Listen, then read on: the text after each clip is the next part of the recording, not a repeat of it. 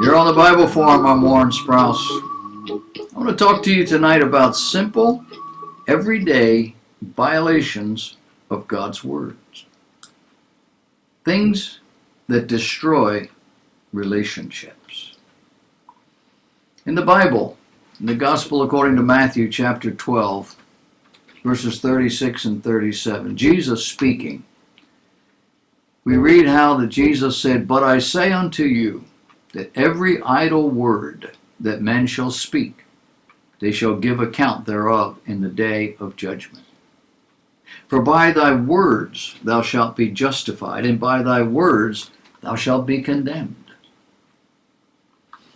Idle words that harm people, idle words that demean God, that ridicule, belittle, misrepresent, injure, malign, deceive, words for which you will give an account on the day of judgment.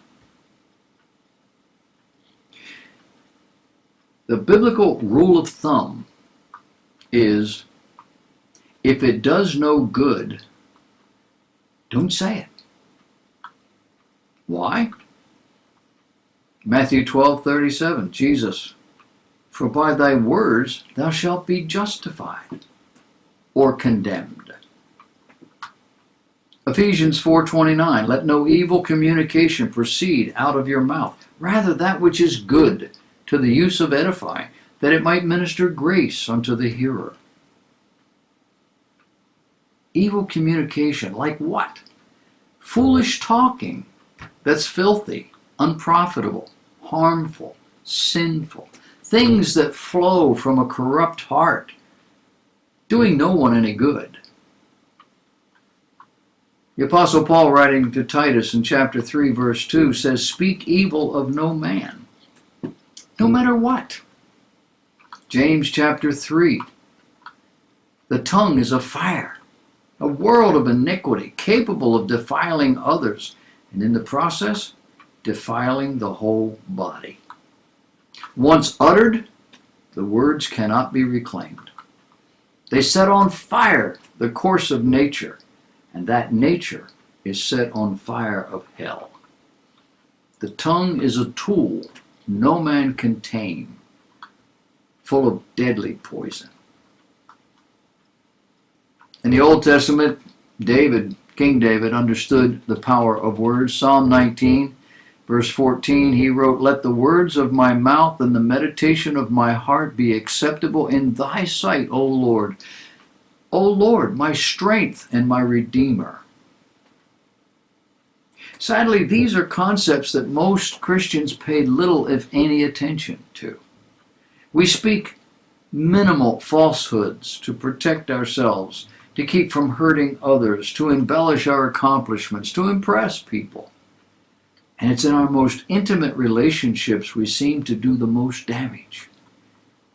We also lie to ourselves about our ability, about our accomplishments, about our integrity. Not entirely, not deliberately, but often without giving what we say much thought. In gabfests and bull sessions, we exaggerate and outright lie without giving it a whole lot of thought. I mean, after all, we're just playing. It's not serious. Nobody got hurt. We're just having fun. But God is listening. And our God does not forget anything. We will be judged, the Bible says, by every deed we have done, by every word we have uttered, even by the thoughts. Besides that, who else is listening? Well, your children are. Our mates are. Our neighbors are. The list goes on. In the 1960s, something invaded the church. It's called Christian counseling. The pagan world began this sort of thing about 100 years earlier. Godless men devise systems and techniques to rid people of their guilt, their anxieties, their fears. They called it psychology, the study of the soul. There were several iterations, but the most lasting has been Counseling, a therapeutic technique whereby the expert listens to us talk about our life, picking up clues as to what may be our problem, then offering advice, counsel, as to what we can do to alleviate the strain. The psychiatrists among us are medical doctors. They prescribe drugs as well as give advice. Medicines that will alter chemistry in such a way as to lessen the anxiety or fear. Now, the word psychiatry literally means the physician of the soul. He's a soul doctor. Now, the soul doctor works to alter behaviors which create tensions, and in some cases worse. That the soul may be morally, spiritually corrupt plays no part in their treatment. Therefore, the best they can manage is to alter behaviors and or perceptions, the way we look at life.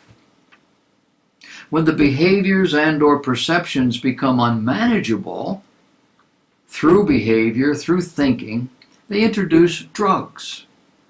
Drugs which alter perceptions and feelings. Drugs that calm us down, drugs that pick us up, drugs that fix stuff. Now, neither of these professions, techniques, begin to even touch the real problem. The psychologist is not really dealing with the soul, even though their profession declares that this is exactly what they're doing. They're psychologists. And the psychiatrist is shooting in the dark at best, attacking the feelings that drive people crazy and sometimes drive them to commit suicide. Their academic degrees and fancy words make them feel like they're doing something important, and we're impressed. When it fails, they fall back on the concept that the mind is a complex organism we know little about. We're doing all we can, knowing what we know. And each failure is another lesson in the ongoing study of the mind. But each failure is a person. Maybe it's you. And the question becomes, what is the mind? They will tell us it's your brain, but it clearly is not. Is it our chemistry? They alter the chemistry. Highly doubtful.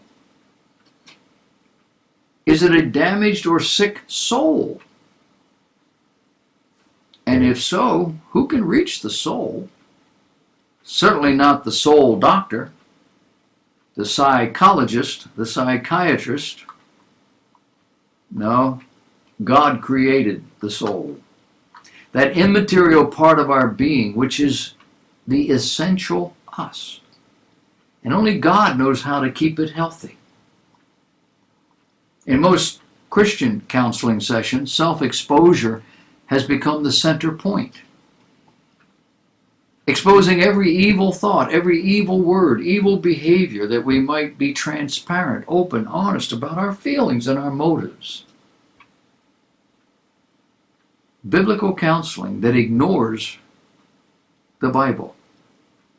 Galatians 5:15, but if ye bite and devour one another, take heed that ye be not consumed one of another. God telling us that if we do this, we'll get that. And you won't like it. It's that simple. And yet the counselor asks, tell me what brought you here today. He or she honestly expects the suffering soul that came to know. If they knew, they wouldn't be here. Well, they're trying to get a peek into what's pushing at this person right now. Knowing that whatever it is, it's not the problem. Very few people go to counseling and tell the counselor the problem. They tell them everything but. Sometimes it takes hours and hours and hours to get to the problem. But everybody knows we have to have a starting point. The common answer usually revolves around how the person feels or what recently happened that they don't understand or they can't tolerate. It usually includes someone else, mostly mates or children, bosses, that sort of thing. Children come into it a lot. So here we are trying to understand what's going on, only to hear about all these other people who are either making my life miserable or providing circumstances I just cannot tolerate, or I don't understand, or I don't know how to deal with. And they're talking about people who are not in the room, people who are not able to defend themselves. Of course, if the other person is in the room, usually husband and wives, there's a whole nother dynamic to deal with. Namely, that person who hears all of this against them and begins to defend themselves against what they consider to be slanderous. And the game is on. Each one slandering the other in the hearing and in the mind of this neutral party. And oh, by the way, that's a sin, which adds another whole dynamic. And you start to see how this thing called counseling gets complicated. But we'll get back to the more simple situation. One person trying to deal with how they feel. Feelings are generally derived from behaviors, unless those feelings are just irrational. So we end up discussing sinful behaviors that we have not been dealing with properly. Old wounds, perhaps, festering frustrations, exaggerated by time and bitterness. Bitterness being more sin added to the system. In fact, sin that is actually encouraged under the guise of getting to the facts. Tell me how terrible your wife is. Tell me how terrible your husband is. Tell me what they've done that's so terrible. It's called slander. If you did this in a courtroom, you'd pay a hefty fine. You might even go to jail. You do it in the counseling room, it's therapy. Therapy. Try as I might, I could find no derivation of this word. Dictionaries merely explain how it's used, which may be a deliberate thing, counselors not wanting to deal with reality. And what are the realities? The concept used in talk therapy is bogus. Talking about a problem is not solving a problem, which means in real terms that counseling as it's used today doesn't deal with real issues. The real issues are that the person with the problem is the problem. They're not responding to the situation properly. They're not willing to do what's necessary to either alleviate the problem or get away from it. For if they did, they would, and it would be over. They're not able to see the problem, even though it's right there in front of their face. And what is the problem? Wanting the other person to change so that you will feel better. Now, I realize if somebody's bullying you, badgering you, beating on you, it's a whole different thing. Yeah, I want to feel better, you should. But that's not the problem. In order to accomplish a solution, we end up dumping on that other person, that's someone who's not in the room, and telling it to somebody who's not a part of the problem. Unbiblical. We do it because we want help. We do it because we think this other person can help. They've said they can. But the reality is, for the most part, we already know the problem. And we already know how to solve it. We just need somebody else to say it. Then we can feel better about ourselves as we go about the business of solving the problem. Jeremiah chapter 6 verse 16 challenges us to, quote, ask for the old paths, end of quote. The old paths Where is the good way, and walk therein? Find it. And doing so, you will find rest for your souls. The verse ends with a declaration. But they said, we will not walk in them. And therein lies the rub. What's God tell us? 2 Peter chapter 1, verse 2, 3, and 4. For men shall be lovers of their own selves, covetous, boasters, proud, blasphemers, disobedient to parents, unthankful, unholy, without natural affection, truce breakers, false accusers, incontinent, fierce, despisers of those that are good, traitors, heady, high-minded, lovers of pleasures more than lovers of God. Does that cover it?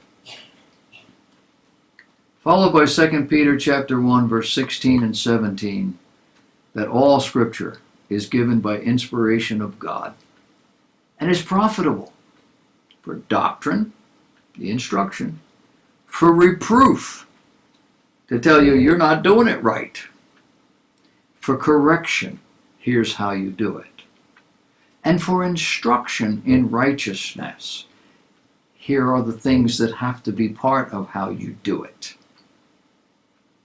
That the man of God, the Christian, may be perfect, truly furnished unto all good works.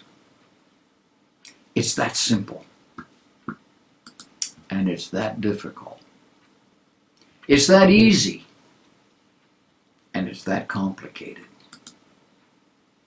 In my years of personal counseling, I met very few, count on one hand with fingers left over, people who truly wanted to solve the problem no matter what.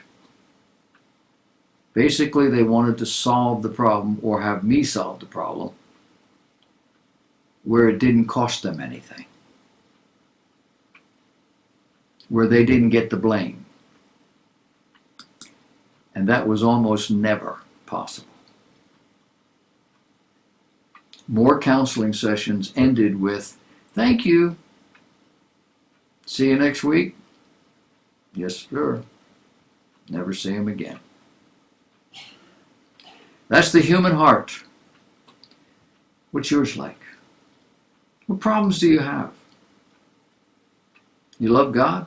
Your heart's given over to Him and to what He says is right and good and true? You don't have any problems. You have issues, things that are going on that you don't like. It's not a problem. God has given you a solution. You just don't want to follow that. Might cost you too much. It's amazing, isn't it? Human beings. So complex and so easy at the same time.